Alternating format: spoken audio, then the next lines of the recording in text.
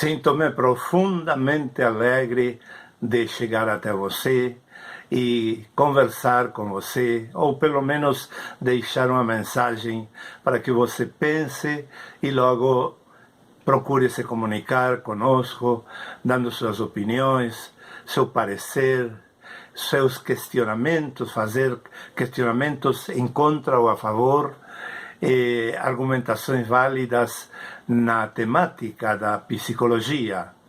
A psicologia é uma ciência que é muito usada pelos pastores e os padres da Igreja Católica.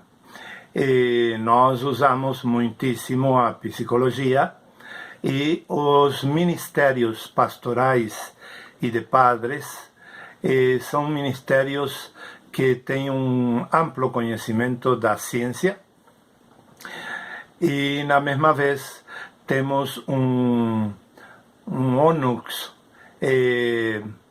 muito interessante que é a experiência ministerial, a experiência de pastorear pessoas, ajudar pessoas diversas em diversos tipos de problemas e de situações, e alguns problemas mais técnicos que outros. Quando se trata de problemas muito técnicos, nós normalmente derivamos os pacientes ou as pessoas que estão padecendo sofrimentos a profissionais de cada área correspondente.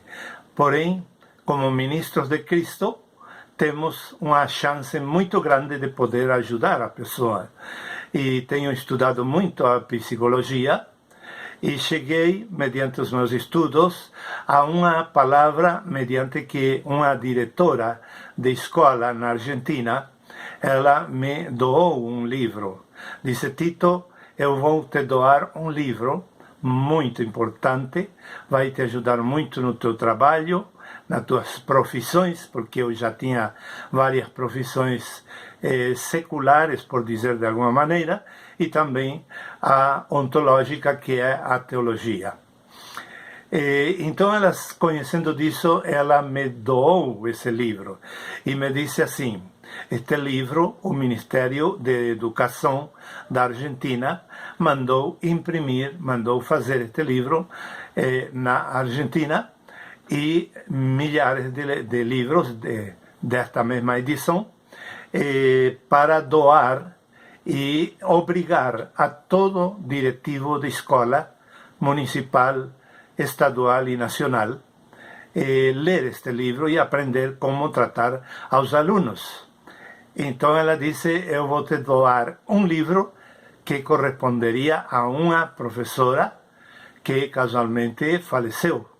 Então te toca a ti, porque era tudo controlado, que não podia passar de ser deixado de entregar o livro a cada um da lista com nomes e tudo.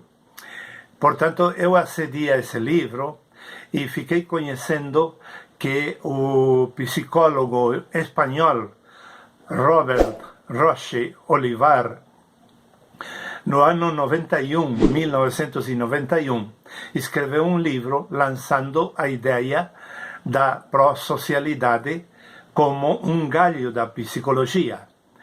E ele lançou essa ideia e começou a trabalhar ela, principalmente na Tchecoslováquia, na Espanha, na Argentina, e um quarto lugar que não lembro bem a cidade, porém é na Europa. Eu sei que eram 3 cidades, 3 estados ou nações da Europa e uma da América Latina, que era a Argentina. E eu me perguntava por que ele lançou esse trabalho nas universidades desses países e estava palestrando, dando conferências, explicando o que é a prosocialidade, e não fez de uma maneira massiva para todo o mundo. Pesquisei no Brasil e achei somente 2 moças. Digo moças porque a fotografia delas é de uns 30 anos, mais ou menos, cada uma. Elas são ou eram, na época, mas eu fiz essa pesquisa no ano 2014, portanto, já faz alguns anos, faz menos de 10 anos, mas já uns quantos anos, não? Então, nesse ano, eu fiz a pesquisa e Brasil tinha apenas 2 moças estudantes de psicologia em Brasília e uma revista de psicologia onde elas escreviam suas reflexões sobre o tema. Somente 2 moças no Brasil, que nem formadas eram, estavam interessadas em escrever sobre o assunto. Então, aí eu me animei a fazer uma tese própria sobre a prosocialidade, baseado na declaração registrada de Roche Olivar. Eu fiz a minha, me baseei nos conhecimentos técnicos dele e escrevi a minha própria tese e registrei, já tenho patenteada. A minha tese diz assim, que há classes de ações prosociais. Mas antes de vermos as classes de ações prosociais, que são 10, vejamos para que serve a prosocialidade. O que é a prosocialidade, melhor? A prosocialidade são ações prosociais, inclinadas à sociedade, como comportamentos que, sem buscar recompensas materiais, principalmente, e de fama e outras, nós nos inclinamos a favorecer a outras pessoas ou grupos segundo o critério que se estabeleça num acordo entre as partes, entre a parte que está necessitada de ajuda e entre nós que vamos para ajudar. Nós somos os assistentes sociais que vamos para ajudar. Agora bem, se isso distingue a prosocialidade da própria psicologia e de outros afazeres em prol da humanidade, afazeres solidários, empáticos, que normalmente aparecem quando há uma contingência, uma tormenta, uma perda grande, uma enfermidade, uma coisa assim catastrófica até. Então, se nós vamos ter uma diferença com tudo o que já existe no mercado, por dizer de alguma maneira, no mercado do serviço social, psicológico em favor das pessoas, a diferença é a seguinte: a empatia, a solidariedade, melhor, é um bem espiritual que está dentro de cada um de nós. Porém, os religiosos, eles são apenas solidários, mas não são práticos na solidariedade. Os ricos também acostumam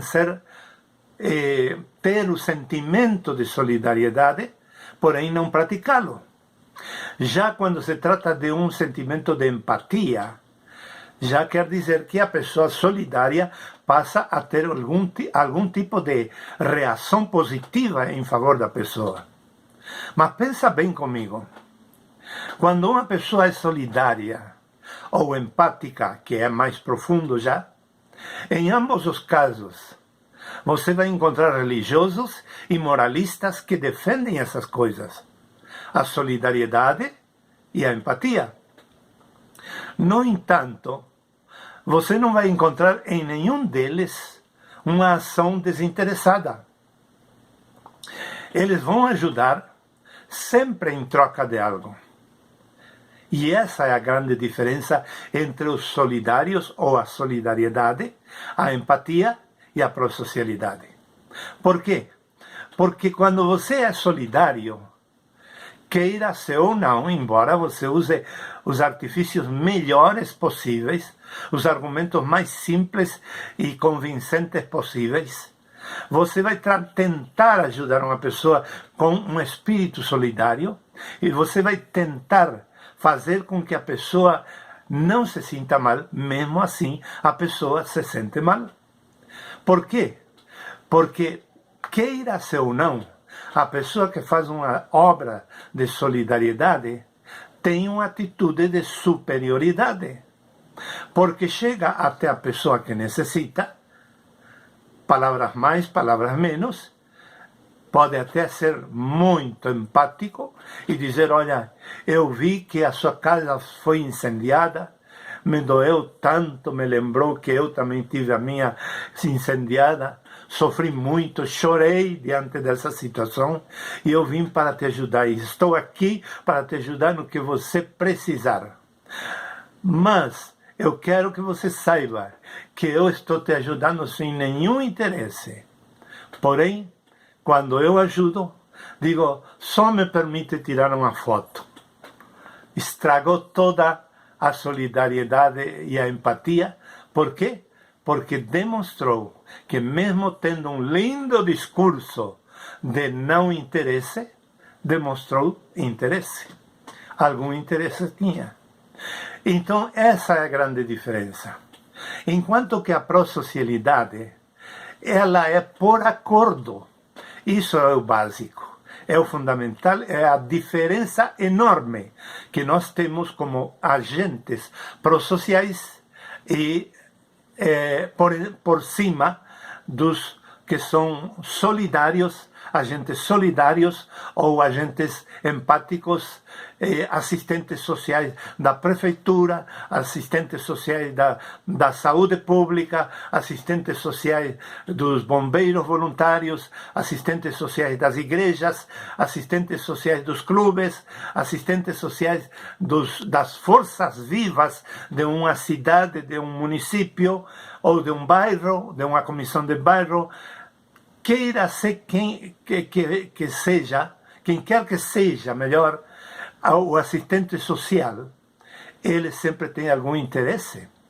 Mas os agentes prosociais não podem ter um interesse.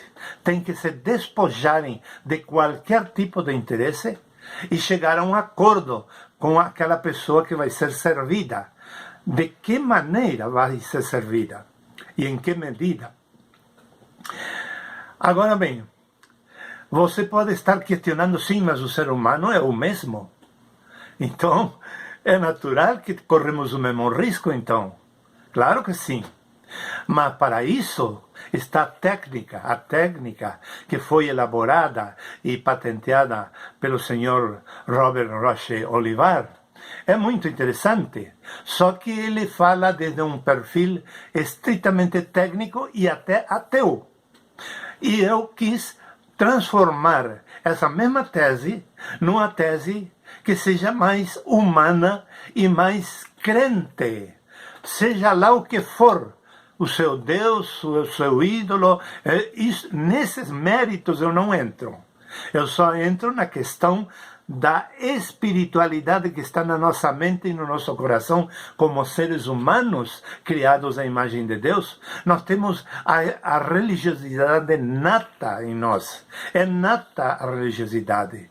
É intrínseca. Viemos ao mundo com ela dentro de nós. Então, eu respeitando esse lado, eu procurei mudar alguns conceitos. Por exemplo, Roger vai falar de um acordo, mas para que se faça à vontade 100% da pessoa que foi danificada por algo, que está padecendo algum sofrimento, que está necessitando ser assistida socialmente por algum agente.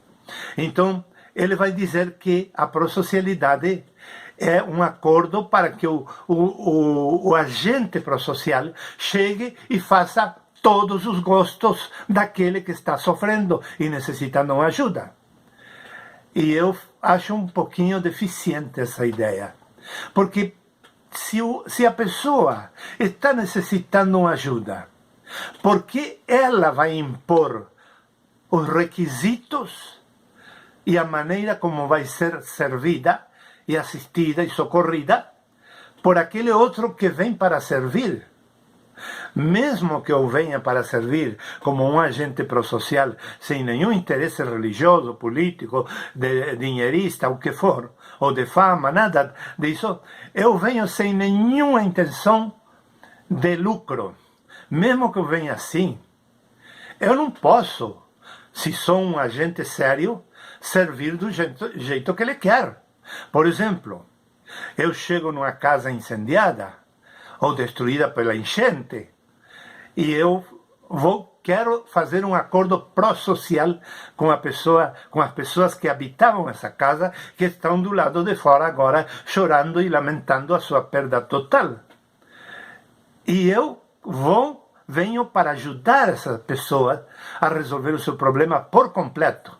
Eu tenho que ter tido uma preparação prévia, adequada informação e muitas conexões, tudo bem organizado para eu poder ser um agente eficaz e eficiente e chegar lá e oferecer o que eu vou poder realmente passar para ele, ou nós vamos poder passar para essa família, essa pessoa, porque somos uma equipe que podemos ajudar e que estamos fazendo prosocialidade.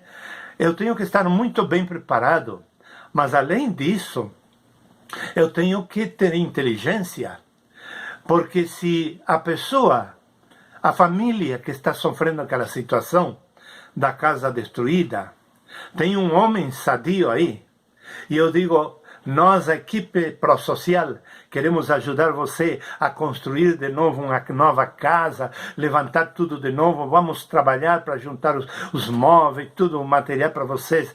Prioritariamente, vamos trazer aqui uma equipe que cozinhe no pátio, que faça comida para toda a família, vamos trazer roupa para vestir, vamos trazer um banheiro provisório, de latão, de chapa, de madeira, de plástico, de alguma coisa, vamos trazer, vamos instalar ali, vamos suprir todas as necessidades básicas para vocês terem também como passar o dia e como passar a noite, cobertor, cama, tudo vamos resolver prioritariamente. Mas, amanhã, mãos à obra. Eu tenho que saber que este moço, pai de família, 40 anos e tem 5 filhos, que este moço tão fortudo, fornido, tão forte, tão saudável, pode fazer. Então eu converso com ele e chego a entender o que ele pode fazer, que parte ele pode fazer. Então, sim, aí há uma prosocialidade efetiva, concreta, positiva. Por quê? Porque ambas as partes vão cooperar pela restauração daquela situação, daquela normalidade perdida. Ambas as partes. Então, eu e a minha equipe vamos colocar uma parte, mas a parte danificada também pode pôr a sua parte sobre a mesa e colocar à disposição o que sabe, o que tem, o que pode fazer, o que pode conseguir. Enfim, muita coisa pode entrar dentro do acordo de ambas as partes. Então, isso é a prosocialidade.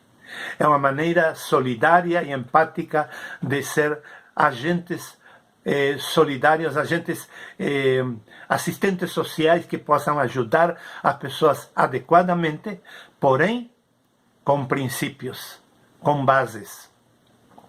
Se o que foi incendiado é um bar,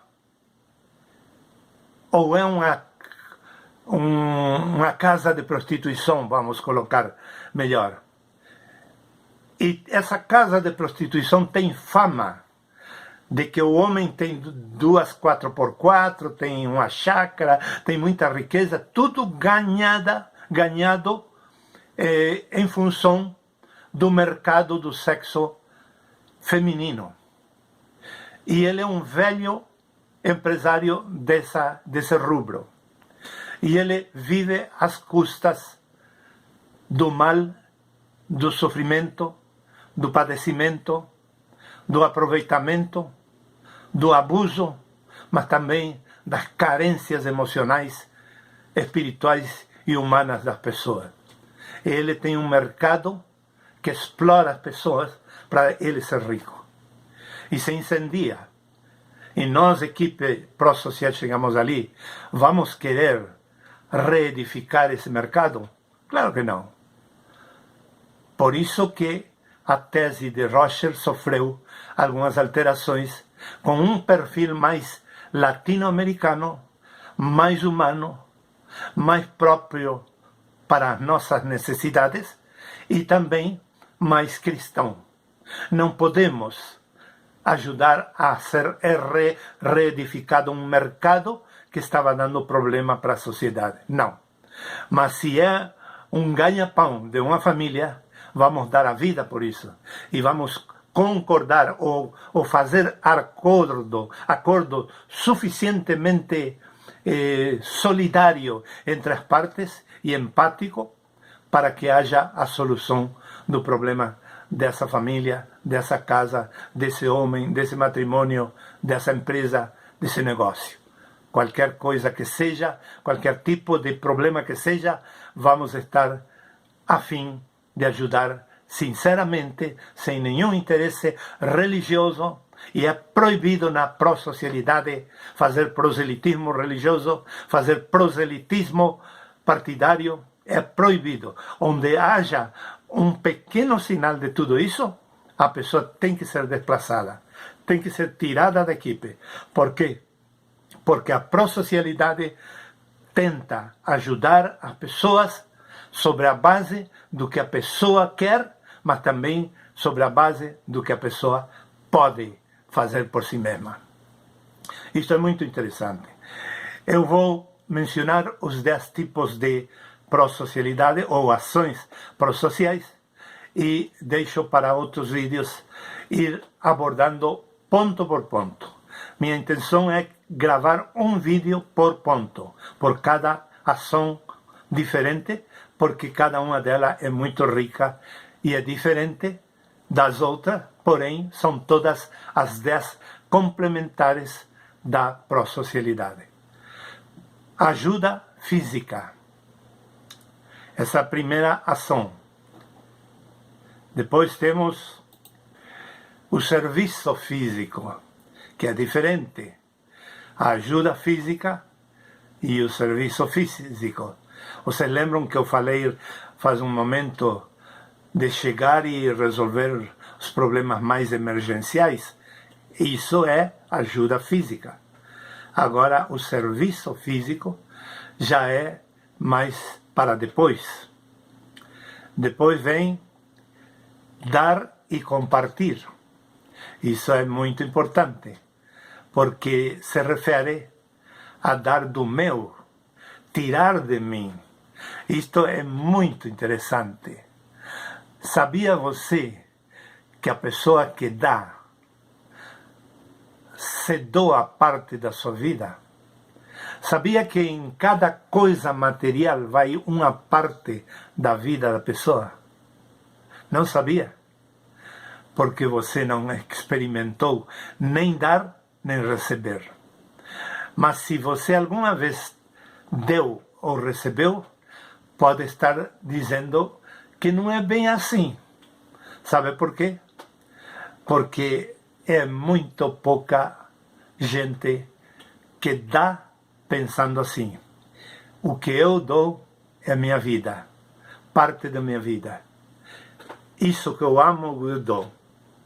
Esqueço que voe minha vida, que se multiplique. Eu estou dando para se multiplicar, para ser bênção no outro. Então não é mais meu, porque eu estou doando minha vida. É muito diferente, não? Ajuda verbal é outra ação diferente. E a ajuda verbal, muitas vezes, tem que discutir com as pessoas que necessitam ajuda. Eu lembro um caso muito interessante. Vários casos eu tenho para contar, mas neste caso que eu vou só praticamente resumir ele, depois em outra ocasião conto em detalhe, que eu andando na rua uma mulher me pede pão para o filhinho que tinha no seu colo e se tinha um cigarro para ela fumar porque estava estourando de dor de cabeça.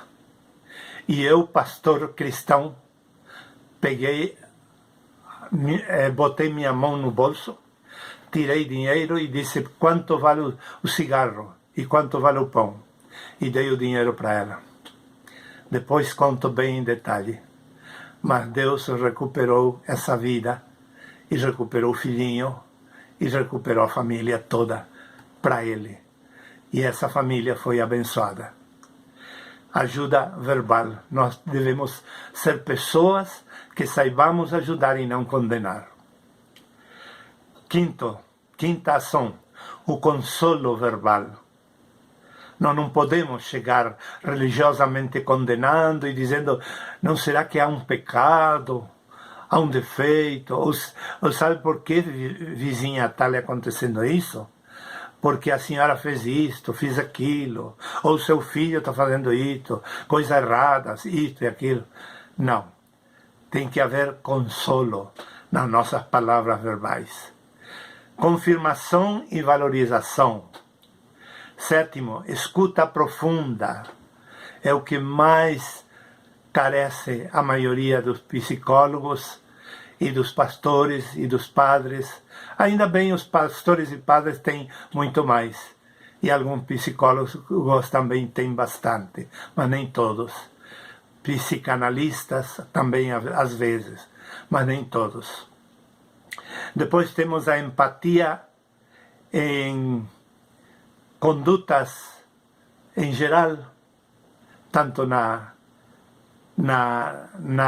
atitude física do abraço e outras atitudes, como nas palavras, no consentimento, no silêncio até. Depois temos, já vamos ver aqui. Depois temos 9, a solidariedade que eu falava, e finalmente a presença positiva e unidade. Neste ponto, eu também tenho muitíssimas experiências para contar. Esse acompanhamento no velório. Todos vão embora. Depois das 2 da madrugada, mais ou menos, ninguém fica. Mas eu fico, até o amanhecer. Fico sentado no piso, em pleno inverno, louco de frio, no piso dos hospitais, dando o meu cobertor para o doente que está na cama com pouco cobertor, ou nenhum, ou algum outro ajudante. Enfim, muitas experiências que seria bom que nós compartilhássemos uns com os outros. Este tema eu gostaria de desenvolver em vários áudios.